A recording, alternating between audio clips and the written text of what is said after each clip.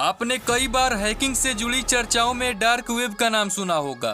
कहा जाता है कि ये इंटरनेट की वो काली दुनिया है जहां कई अवैध काम होते हैं और आपके मन में कई बार इस दुनिया के बारे में जानने का ख्याल भी आता होगा। आज हम आपको इंटरनेट की इस दुनिया के बारे में कई जरूरी बात बताने वाले हैं। इंटरनेट हमारी जिंदगी का एक अहम हिस्सा बन चुका है। किसी को कुछ सर्च करना हो या फिर एक छोटी पेमेंट करनी हो, सब कुछ इंटरनेट की मदद से हो रहा है। वैसे इंटरनेट की भी अपनी एक दुनिया है। हमारी रियल लाइफ की तरह ही इस दुनिया में भी बहुत कुछ होता है। तो इसी दुनिया में एक शब्द डार्क वेब है। आपने कई बार इस शब्द के बारे में सुना होगा। मसलन डेटा लीक की चर्चा के बीच ये शब्द बहुत बार सुना या फिर पढ़ा जाता है। इसे इंटरनेट की दुनिया का वो काला राज कहते हैं, जहां पर हमारा और आपका बहुत सा डेटा मौजूद होता है। इस डेटा को कभी कौड़ियों के भाव तो कभी हीरे की कीमत पर बेचा जाता है। इंटरनेट की दुनिया 3 हिस्सों में बटा है। जिस तरह से हमारी दुनिया जमीन, आसमान और पानी 3 हिस्सों में बटी है, उसी तरह से इंटरनेट की दुनिया भी है।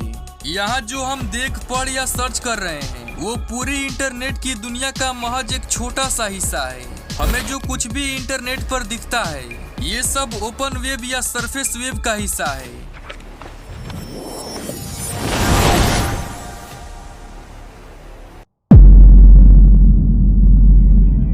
साल 2016 मेलबोर्न में रहने वाले 21 साल के मैथे ग्राहम को पूरे 15 सालों की जेल हो जाती है। लेकिन क्यों? तो दरअसल इसका कारण था डार्क वेब, क्योंकि वह उस पर एक वेबसाइट चला रहा था।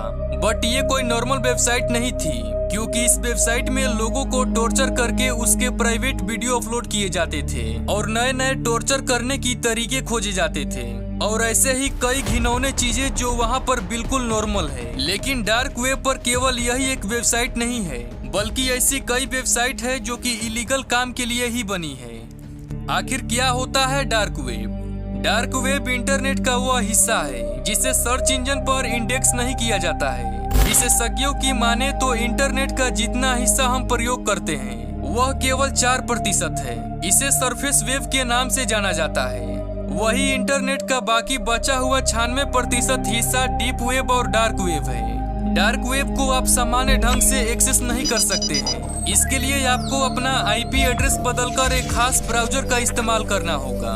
इसके अलावा VPN और कई अनोनिमिटी टूल्स का इस्तेमाल डार्क वेब पर सर्फिंग करने के लिए करना होता है। डार्क वेब पर ऐसी गतिविधियां होती है जिनके बारे में आप सोच नहीं सकते हैं।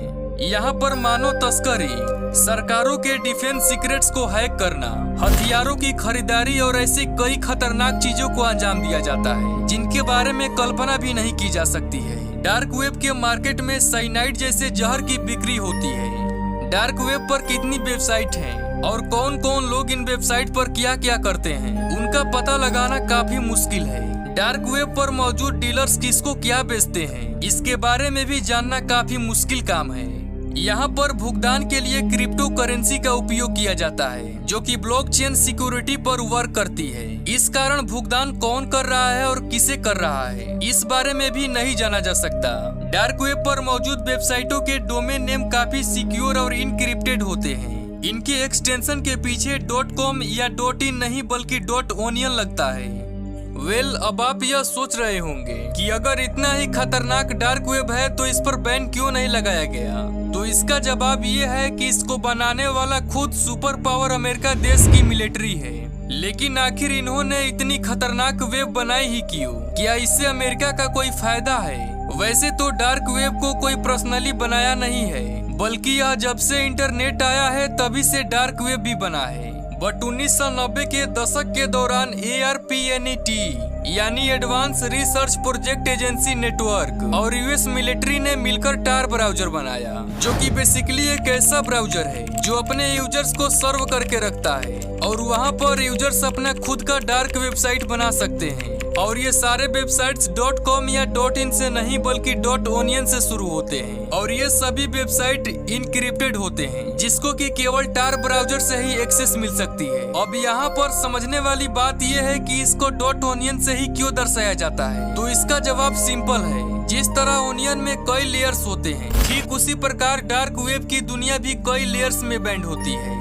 यूएस मिलिट्री ने इसे इलीगल कामों के लिए नहीं बनाया था, बल्कि वह ऐसा इन्वायरमेंट चाहते थे जिसमें वह किसी डिस्टरबेंस में आपस में कनेक्ट रह सके, ताकि उनके वेबसाइट को भी कोई हैक ना कर सके। और इसके साथ ही जो अमेरिकन एजेंसियां दूसरे देश में थे वो भी यूएस मिलिट्री से बात कर सके। लेकिन 2004 में टार ब्राउजर को सबके लिए ओपन कर दिया गया। अब आप सोच रहे होंगे कि जिस ब्राउजर को यूएस ने अपने लिए बनाया उसे पब्लिश क्यों कर दिया गया।